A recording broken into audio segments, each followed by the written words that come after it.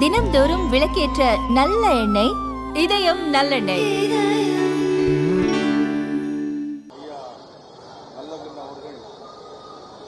மறைவு என்பது இன்றைக்கு தமிழகத்தில் வாழும் தமிழர்கள் அனைவருக்கும் மிகப்பெரிய ஒரு ஏமாற்றமான செய்தியாக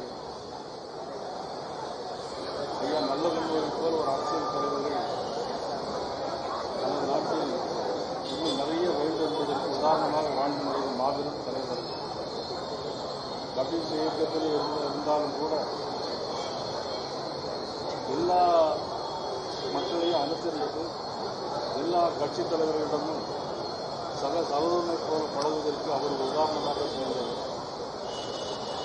கட்சி நிதி 1 கோடி ரூபாய் கட்சி நிதியாக அவர்கள் கொடுத்த போது கூட அந்த பணத்தை கட்சிக்கே திரும்ப கொடுத்த மகான் ஐயா நல்லகண்ணு அவர்கள். தகைசால் தமிழர் விருதை பெற்றவர்.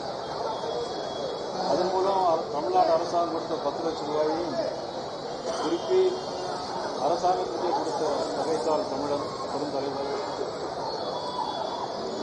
தனக்கு அரசாங்கம் எப்பொழுதெல்லாம் நிதி கொடுக்கிறதோ அதையெல்லாம் உடனடியாக திருப்பி கொடுத்தவர். தூய வாழ்க்கையை மேற்கொண்டவர். இன்னும் சொல்லப்போனால் எனக்கு மிக மிக நெருக்கமானவர்.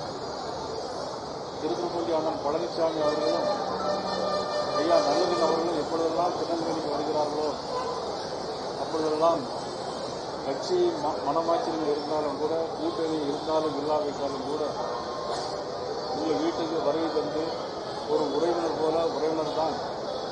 அந்த அளவுக்கு மிகப்பெரிய பண்பாட்டுக்குரிய ஒரு மிகப்பெரிய ஐயா நல்லகண்ணு அவர்களுடைய மறைவு என்பது தமிழ் சமுதாயத்திற்கும் அவர்கள் சார்ந்த இயக்கத்திற்கும் மிகப்பெரிய பெயர் இழப்பாக நாங்கள் கருதுகிறோம். தமிழக பாரதிய ஜனதா கட்சியினுடைய சார்பாக நானும் மத்திய இணையமைச்சர் மாண்புமிகு எல் முருகன் அவர்களும் அவர்களுக்கு எங்களுடைய மரியாதையை நாங்கள் செலுத்தி வந்திருக்கிறோம். அவர்கள் ஆத்மா சாந்தி அடைய இறைவனை வேண்டுகிறோம்.